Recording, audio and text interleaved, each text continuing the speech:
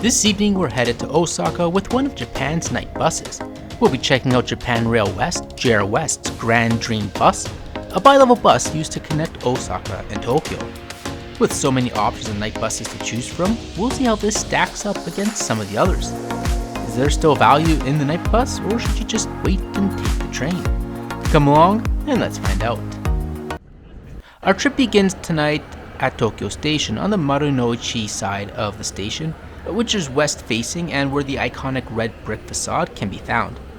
I think the station looks better at night with the illumination, and even if not heading out of the city, it's enjoyable to come here to appreciate the building, which stood here since 1915 on a nice evening. At night, trains stop running around midnight, give or take, but as train service is slowing down, the overnight highway buses are in full swing. Speaking of which, buses depart from the Yaesu side of the station on the other side. The passage on the north side of the station provides the quickest and I think the best way to get between either side of the building without going through the gates, and even quicker when I speed up the video.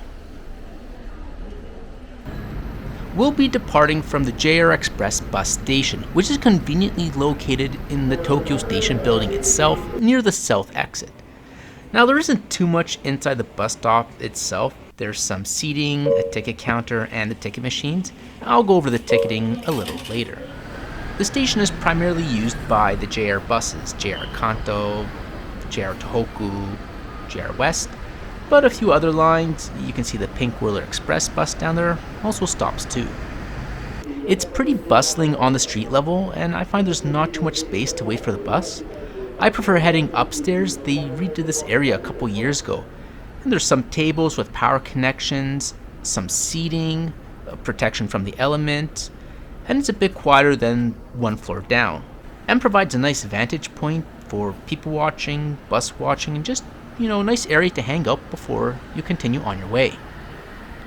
While on the topic of bus stations, I should mention it's a good idea to double check your bus boarding point, as there's a few bus stops in the vicinity of the station. Across the street from the JR bus terminal is the Tokyo Midtown Yaesu bus station. It's located in the basement. Both have similar names and can be easily mistaken. By the Yaesu south exit there's a McDonald's, so a little McFlurry action was in order prior to catching the bus. Tonight we're departing from bus stop number 7, and we are after the 11 p.m. departure, the Grand Dream 55 bound for Osaka. Buses come pretty frequently, depart on time, and don't wait for a long time, so being at the bus stop a few minutes ahead of time is not a bad idea. Here's our bus, which just arrived, the bi-level bus, so let's go ahead and jump on board. And as we make our way upstairs, I'll take this moment to welcome you viewers to the channel, and I invite you to subscribe for continued travel and aviation related content, where you can check out a premium highway bus out in Taiwan. Comfortable, has TVs, and a good way to get across the island. We'll be seated in 6C on the right side of the bus on the second deck. Once everyone was boarded and 11 o'clock came, we departed on time. Tonight we're traveling aboard the Grand Dream bus number 55 bound for Osaka Station. Bus 55 is a weekend bus running from Fridays to Sundays and on public holidays. Tokyo Station is the starting point for this route. We'll make one intermediate stop in Shinjuku in a little bit, happily avoiding alighting there, before traveling straight to Osaka Station with a 7:36 expected arrival time to complete the 507-kilometer trip. Odd number buses, such as 55, head to Osaka, while even numbers are bound for Tokyo. The vast majority of Grand Dream buses start at Tokyo Station, but a few start at Disneyland and Shinjuku.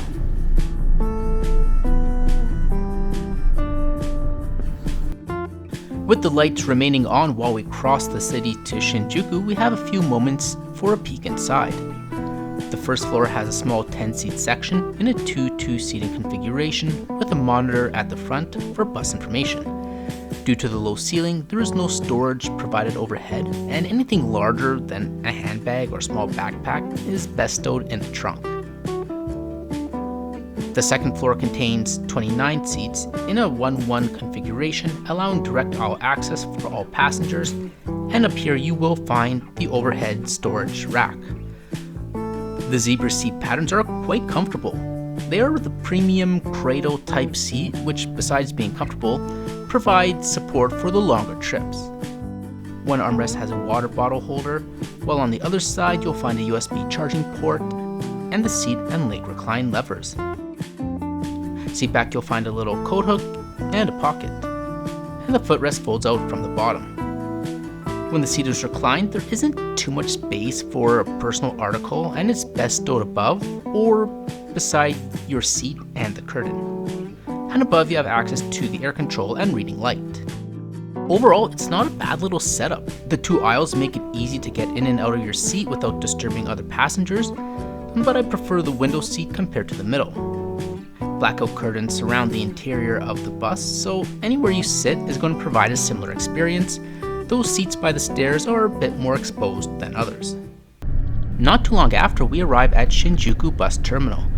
And yeah, Shinjuku is definitely a maze, and I think once you figure out where you're going, there's going to be construction in the near future, and then you're going to get lost again. Though sometimes you can't help from leaving from Shinjuku, a lot of buses start from here.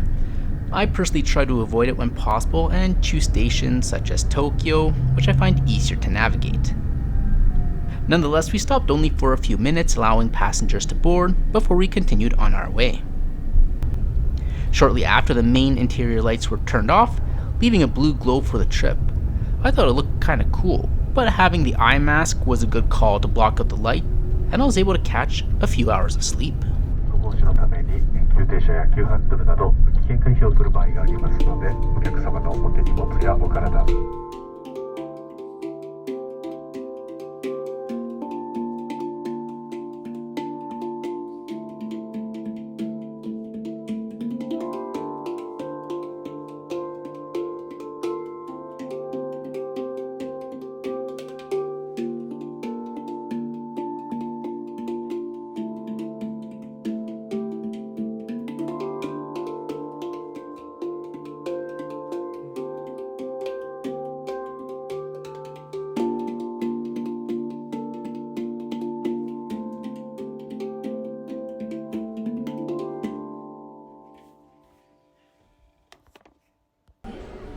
There are a few stops on this trip. One of the longer ones was this one outside Nagoya.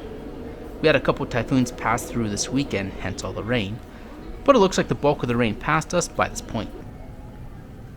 The service areas are done quite well in Japan, with a bunch of shops and restaurants. The ones here have a focus on Nagoya flavors, which some describe as more bold than other parts of Japan. Although most are closed since it's the early morning, there are still a few vendors open, and the Family Mart is always there to grab something fast. The buses don't stop too long, about 15 to 20 minutes, and then it's back on the road for the last little bit to Osaka.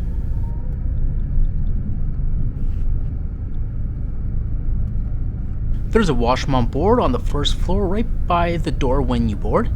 It was kept very clean throughout the trip. There's some seat cleaner, soap, a little wash basin, and yeah, everything you really need.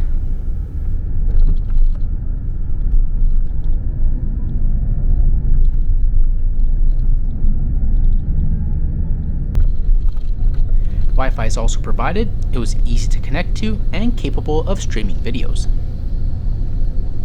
Now as we're just about in Osaka, let's talk about how you can buy a ticket. I'd say the easiest way is to purchase it from the self-serve machine at the bus stop. You just tap your way through and it's pretty self-explanatory. I'd recommend to buy it a few days in advance, especially if you plan to travel on weekends or holidays. I know when I travel in other countries, Korea or Taiwan, the machine is the best option for me. If buying online, you can head over to JR West Bus and select the highway buses and enter where you'd want to go. I'd recommend selecting Tokyo Station as a bus stop to avoid Shinjuku in Tokyo, and from there you can enter your information and you'll get an email confirmation afterwards, and usually there's a 2D barcode that comes with it for your ticket. And 8 hours later, we're just about there. And I thought this was an okay bus. It's kind of a mid-tier product. It's comfortable, gets the job done, and perfectly acceptable to get between the two cities. If you're looking for something with added comfort, I'd recommend Willer's Reborn service, which are the pods. I think the JR buses have a few nicer level up products as well, and these could be other options. The benefit of the night bus is that you save on the night's accommodation and you get to your destination early in the morning to get a head start on the day. I also found this time that the buses are a little bit more forgiving than the trains when it comes to inclement weather. The night train, the Sunrise Izumo, was cancelled, but the buses ran perfectly fine tonight. For myself, I was flying out of Kansai Airport later that day, so this worked really well. The cost of this one-way trip came out to 9,400 yen. Thanks for watching. Let me know your thoughts on JR West's Grand Dream Bus. Is this something you'll consider taking?